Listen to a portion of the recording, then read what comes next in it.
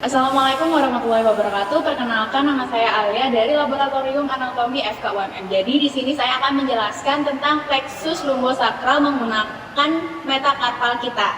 Jadi untuk metakarpal dextra, apalagi yang kelima atau metakarpal kelima dextra kita gunakan sebagai segmen T12. Kemudian untuk L1 kita gunakan metakarpal keempat. Kemudian untuk L2 kita gunakan metakarpal ketiga, untuk L3 kita gunakan metakarpal kedua, dan L4 kita gunakan metakarpal yang pertama. Kemudian untuk yang metakarpal yang sinistra, yang pertama kita gunakan sebagai segmen L5. Selanjutnya untuk metakarpal kedua kita gunakan sebagai segmen S1.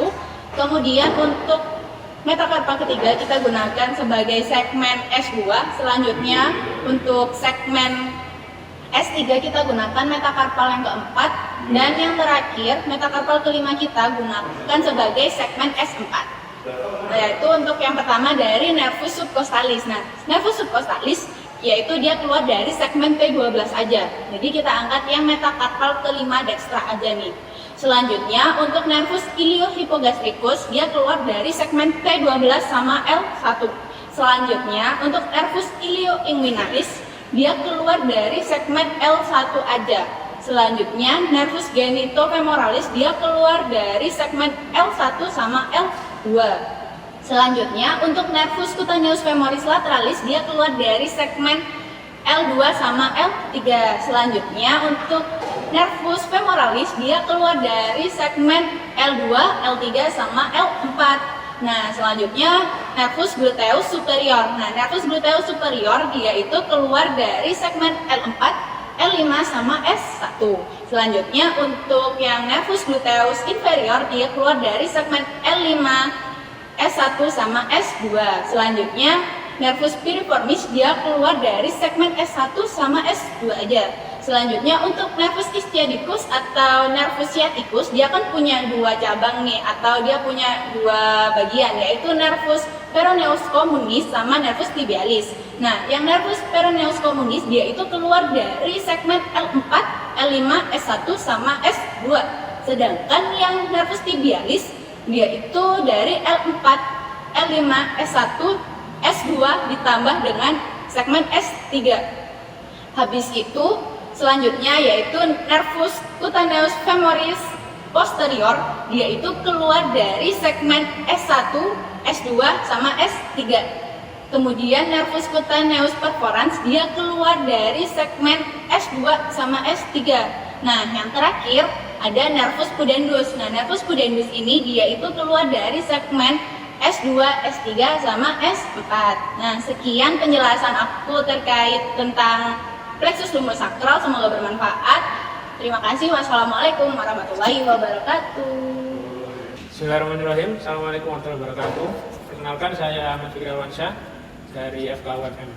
Jadi pada video kali ini saya akan menjelaskan tentang afasia.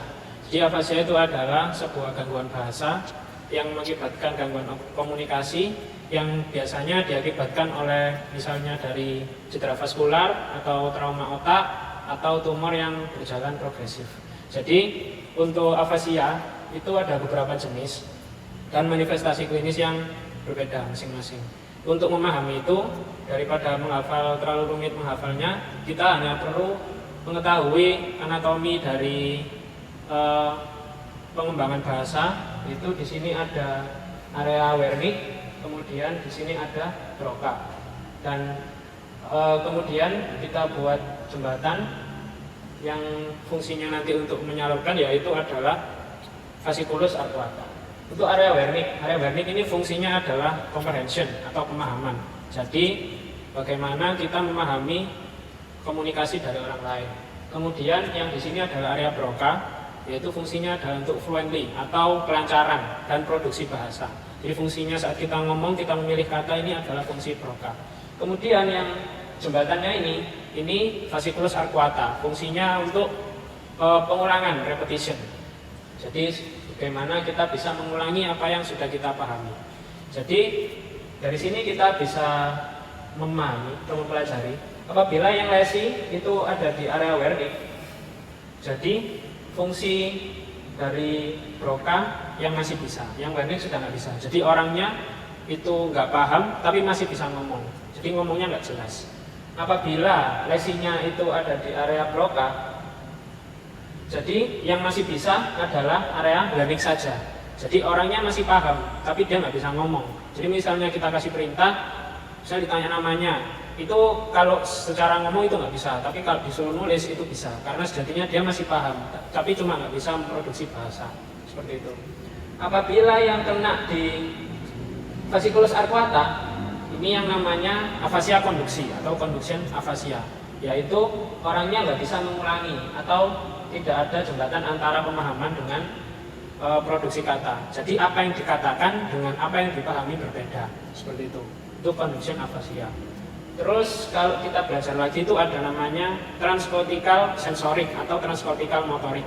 Jadi transcortical itu letak lesinya itu nggak langsung di area wernicnya tapi ada di sekitarnya. Misalnya transcortical sensorik, lesinya di sini.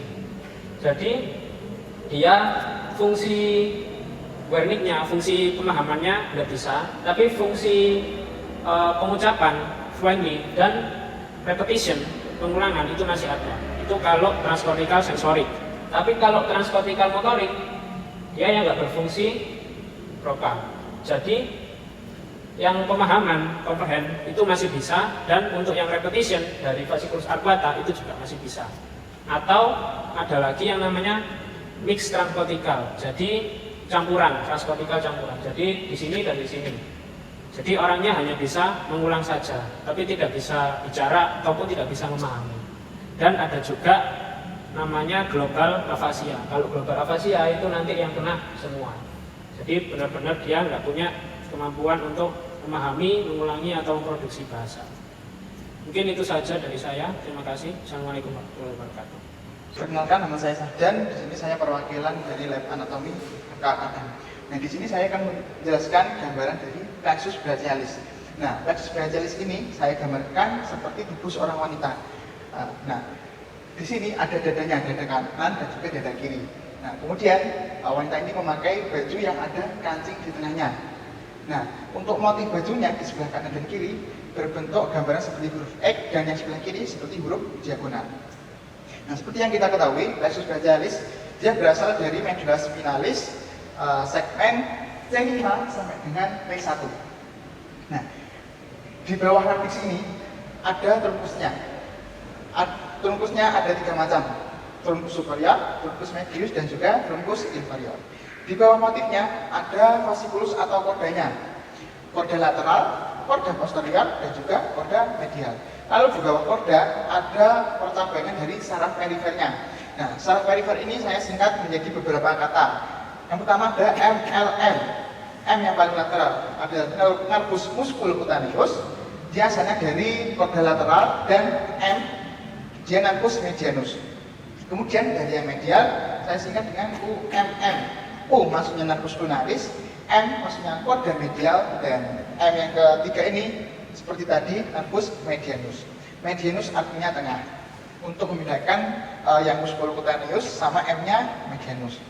Lalu di bagian kancingnya, di bagian tengahnya saya singkat dengan APR, maksudnya A nervus axillaris, cabang dari korda posterior, dan R nervus radialis, cabang dari korda posterior. Nah, untuk menentukan cabang dari segmen berapa saraf yang perifer bisa dilihat dengan percabangannya ini. Contohnya dari nervus musculocutaneus. Jika dia ditarik ke atas, dia ada bagian yang menghilangnya. Makanya nervus musculocutaneus dia asalnya dari segmen C5 sampai dengan C7. Contoh yang kedua, misalnya nervus medianus. Kalau ditarik ke atas, dia cabangnya dari korda lateral dan juga korda medial. Maka dari itu, nervus medianus ini dia asalnya dari C5 sampai dengan C1. Terima kasih.